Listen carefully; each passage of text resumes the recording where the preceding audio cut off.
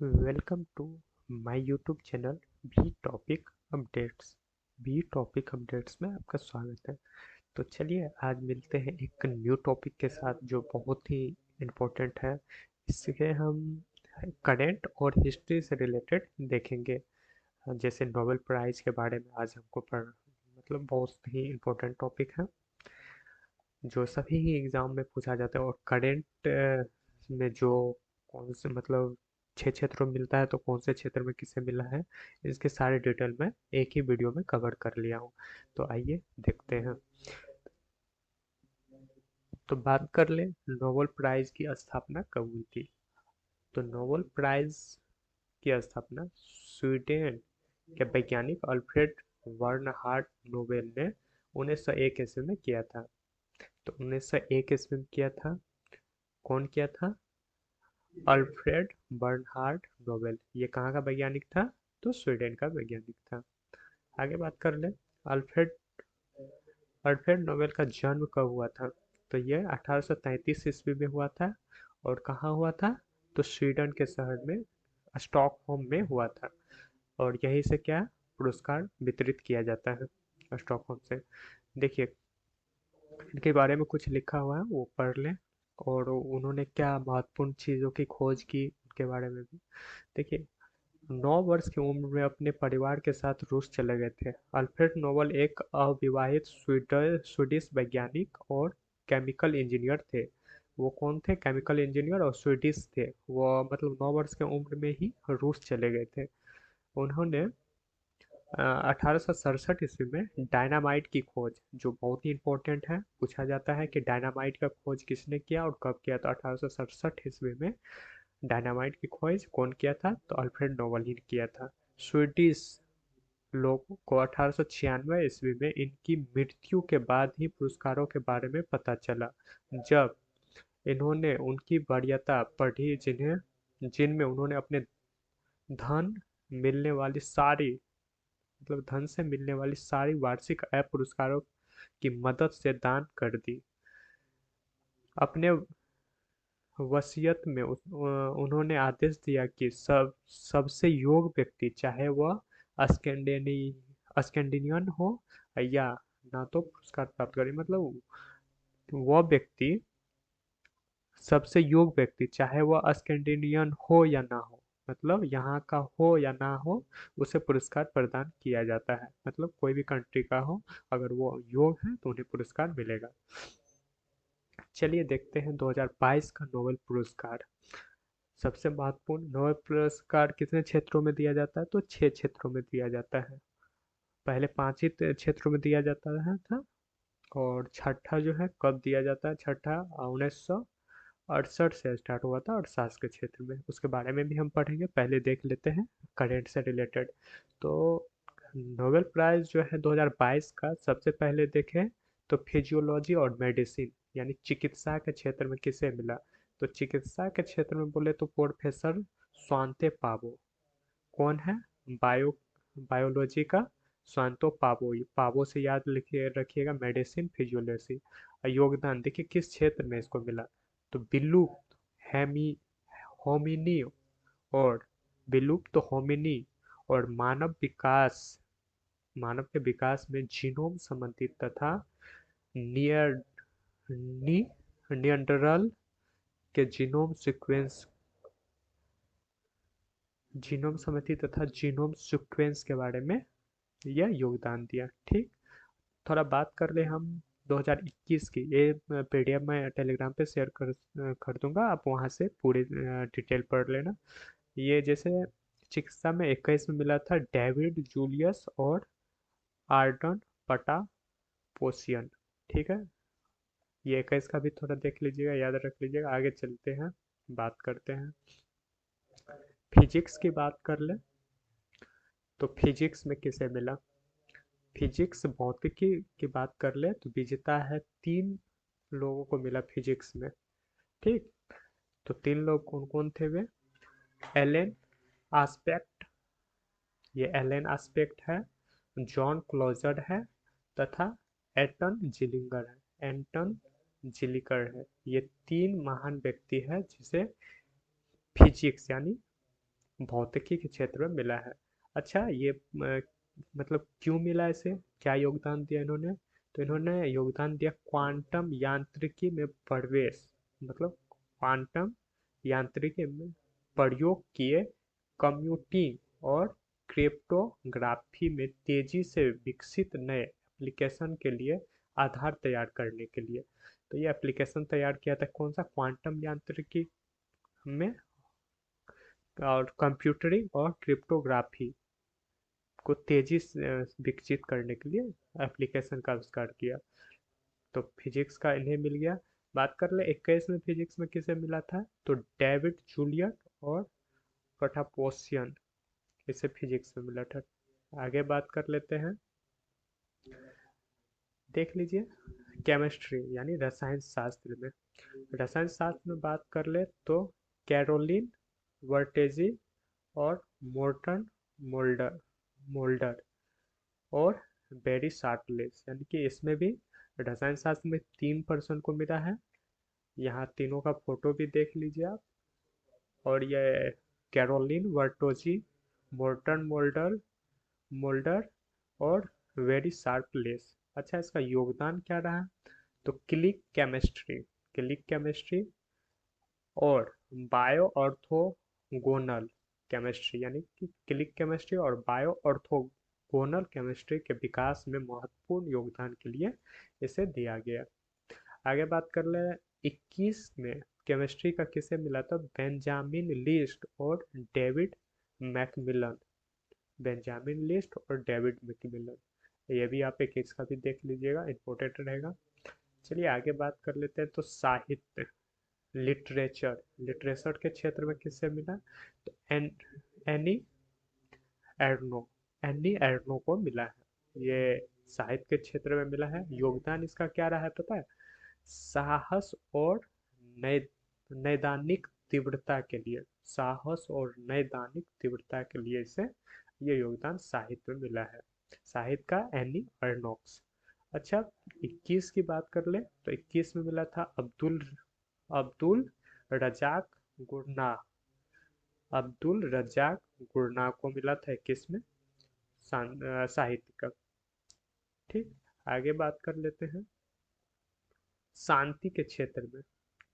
शांति के क्षेत्र में बात कर रहे हैं तो इस इसमें मतलब दो संस्था और एक पर्सन, यानी दो संस्था और एक पर्सन को मिला है शांति के लिए 3 चीजों में। जैसे देखिए ये हो गया Ales Bialiatski, Bialiatski Ales Bialiatski, रूसी मानवाधिकार संगठन एवं मेमोरियल, मतलब रूस का मानवाधिकार संगठन है मेमोरियल, रूस का है उसे, और मानवाधिकार संगठन Center for Civil Liberty Ukraine का। तो यानी ये तीनों का शांति का पुरस्कार मिला, ये इस तीनों में से मिला है। योगदान क्या रहा, तो अपना जीवन लोकतंत्र की स्थापना एवं शांति विकास को बढ़ावा देने के लिए रूस कम्युनिस्ट शासन के दौरान उत्पीड़न का शिकार हुए लोगों को समर्थन देना, यूक्रेन युद्धाभ्यास देश यूक्रेन में मानवाधिकारों की रक्षा करने के लिए दिया गया। यानी कि रूस और यूक्रेन का जो वार हो रहा था दोनों संस्था को मिला है। बाकी ये एक एलेन वियालिस वियालियात्स्की इसे मिला है। ठीक है, 21 की बात कर ले शांति का तो मारिया रेसा और दामित्री मुरादोव को मिला है। चलिए आगे बात कर लेते हैं, आगे बात कर लेते हैं अर्थशास्त्र इकोनॉमिक्स। इकोनॉमिक्स की बात कर ले तो विजेता कौन है, तो तीन इसमें भी 3 पर्सन को मिला है। इसमें मिला है बेन एस बर्नान बर्नान के, डगलस डायमंड और फिलिप्स डायब डायब बिगो। तो यानी 3 पर्सन को इसका मिला था, बेन एस बर्नान के, डगलस डायमंड और फिलिप डायब बिगो। ठीक है, ये है योगदान इसमें था सैद्धांतिक मॉडल विकसित करने के लिए जो बताते हैं कि बैंक क्यों मौजूद है। तो बैंकिंग के क्षेत्रों में क्यों है, इसका महत्व बताने के लिए दिया गया है। 21 की बात कर ले तो डेबिट कार्ड जो सा टी एंगिस्टन और मुइडो डब्ल्यू एबोला एम बेल्स को मिला था 21 के लिए। चलिए आगे बात कर लेते हैं, कुछ इनसे रिलेटेड कुछ फैक्ट की बात कर ले जो बहुत ही इम्पोर्टेंट है, ये हिस्ट्री के टॉपिक हो जाएंगे। इनकी फैक्ट्स की बात करें तो पुरस्कार के लिए बनी समिति और चयनकर्ता प्रत्येक वर्ष अक्टूबर में नोबेल पुरस्कार विजेताओं की घोषणा करते हैं, लेकिन पुरस्कार का वितरण अल्फ्रेड नोबेल की पुण्यतिथि 10 दिसंबर को दिया जाता है। यानी कि अक्टूबर में घोषणा होता है और 10 दिसंबर से ये पुरस्कार दिया जाता है। प्रत्येक पुरस्कार में एक वर्ष में अधिकतम 3 लोग को पुरस्कार दिया जाता है, यानी कि प्रत्येक पुरस्कार में एक वर्ष में अधिकतम 3, यानी कि एक किसी क्षेत्र में 3 लोगों को पुरस्कार अधिकतम दिया जाता है। इनमें प्रत्येक विजेता को एक स्वर्ण पदक, डिप्लोमा, स्वीडिश नागरिक में एक्सटेंशन और धन दिया जाता है। यानी इनके साथ एक स्वर्ण पदक रहता है, डिप्लोमा सर्टिफिकेट रहता है स्वीडिश नागरिक का, और एक्सटेंशन, स्वीडिश नागरिक में एक्सटेंशन और धन दिया जाता है। इनके साथ कुछ राशि भी दिया जाता है। आगे बात कर ले, अगर एक पुरस्कार में 2 विजेता हैं तो धन राशि दोनों में समान रूप से बांट दी जाती है। यानी कि जितने रहेंगे, 3 आएंगे तो तीनों में बांटकर समान दे दिया जाएगा राशि, बाकी सारा कुछ सबको दिया जाएगा। अगर अब तक केवल 2 बार मृत व्यक्तियों को यह पुरस्कार मिला है। पहली बार यह एरी एक्सेल कार्ल फल्टर को मिला था 1931 में, और दूसरी बार संयुक्त राष्ट्र संघ के महासचिव डैग हैम हैमरशोल्ड को मिला था 1961 में। यानी 31 और 61 याद रखिएगा, ये दोनों वैज्ञानिक हो गए। इसको मिला है जो मरणोपरांत। आगे बात कर लें, international committee of red cross में शांति का नोबेल पुरस्कार 3 बार, international committee of red cross को शांति का नोबेल पुरस्कार 3 बार मिला है। रेड क्रॉस को कब मिला? 1917, 1944 और 1963 में दिया गया है। सबसे कम उम्र के नोबेल पुरस्कार दिया गया है व्यक्ति कौन है? लॉरिस ब्रैग। ये 25 वर्ष के ही थे तभी इसको मिला गया है। सबसे अधिक उम्र के लियोनिद हर्टक्विज को मिला है, ये उन्हें 2007 में इन्हें मिला है। अर्थशास्त्र का नोबेल पुरस्कार दिया गया था इनको, ठीक। इनकी उम्र उस टाइम 90 वर्ष थी, यानी सबसे अधिक उम्र में इसी को मिला है 90 वर्ष में। आगे बात कर लें, दूसरे विश्व युद्ध के समय 1940 और 42 तक नोबेल पुरस्कार नहीं गया था, यानी 40 और 42 तक ये नोबेल पुरस्कार 2 साल नहीं दिया गया था। 1974 ईस्वी में नियम बना कि मरणोपरांत जो भी मर गए उसे नोबेल पुरस्कार नहीं दिया जाएगा, मरणोपरांत नोबेल पुरस्कार नहीं दिया जाएगा। कब से? 1974। उससे पहले मिला था। यही दोनों व्यक्ति हैं जिन्हें मरणोपरांत नोबेल पुरस्कार मिल चुका है। तो आगे की बात कर ले तो कुछ भारतीयों को भी मिला है, तो देखें, सबसे पहले रविंद्रनाथ टैगोर को मिला था इसकी पुस्तक गीतांजलि के लिए 1913 में साहित्य का नोबेल पुरस्कार। सीवी रमन को मिला था, इनकी खोज था रमन प्रभाव के लिए 1930 में, भौतिक क्षेत्र में मिला था। ये दोनों इम्पोर्टेंट हैं, पूछा जाता है पहले भारतीय कौन था जो जिसे नोबेल पुरस्कार मिला है, तो साहित्य के क्षेत्र में मिला है गीतांजलि के लिए 1913 में। 1930 में रमन प्रभाव के लिए रमन को मिला है, सीवी रमन। हरगोविंद खुराना को मिला है 1968 ईस्वी, कृत्रिम जीन संश्लेषण के लिए, ठीक, चिकित्सा के क्षेत्र में मिला है। आगे बात कर ले मदर टेरेसा। मदर टेरेसा 1779 ईस्वी में समाज सेवा संबंधित कार्यों के लिए शांति का नोबेल पुरस्कार मिला है, ठीक। सुब्रमण्यम चंद्रशेखर, यह चंद्रशेखर सिन्हा के लिए मिला है। कब मिला है? 1983 ईस्वी में। इसको भी भौतिक के क्षेत्र में, यानी कि फिजिक्स के क्षेत्र में इसे, और सीवी रमन 2 हो गए। अर्थशास्त्र के क्षेत्र में देखें, एक और अमर्त्य सेन 1998 ईस्वी में कल्याणकारी अर्थशास्त्र के लिए मिला है नोबेल पुरस्कार। कब मिला है? 1998 में। BS नैपॉल, इन्होंने 2011 में साहित्य का नोबेल पुरस्कार दिया गया। साहित्य का नोबेल पुरस्कार किसे दिया गया है? तो BS नैपॉल को।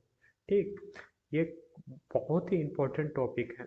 ठीक है, इन्हें आप अच्छे से कवर कर लीजिएगा। देखें, आगे बात कर लें। वेंकटर रमन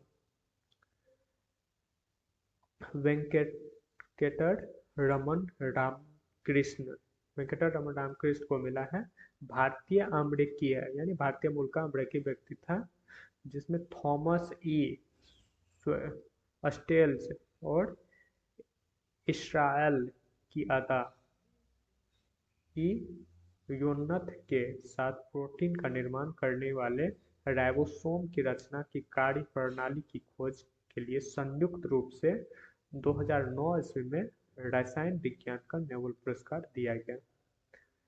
आगे बात कर रहे हैं महात्मा गांधी को, मतलब ऐसे ये इम्पोर्टेंट रहेगा।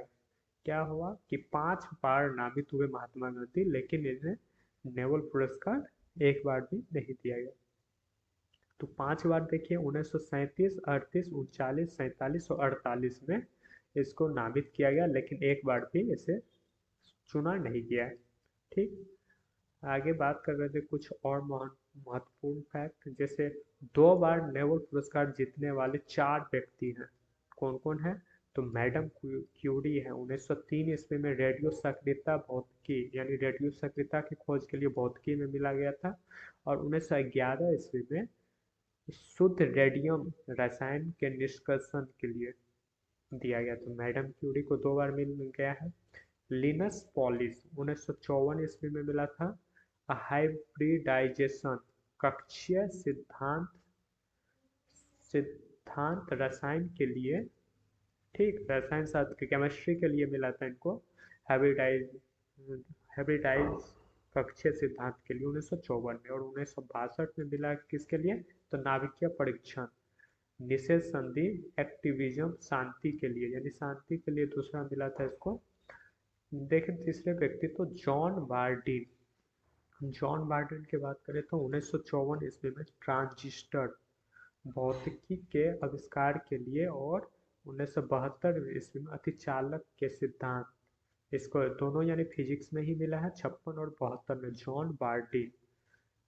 और लास्ट नाम की बात कर ले तो फ्रेडरिक संगरेड, इसे 1958 ईस्वी में इंसुलिन मॉलिक्यूल की संरचना रसायन के लिए, 1980 ईस्वी में वायरस न्यूक्लियोटाइड के सीक्वेंसिंग के लिए रसायन में मिला था। तो ये 4 महत्वपूर्ण व्यक्ति हैं जिन्हें 2 बार नोबेल पुरस्कार मिला है।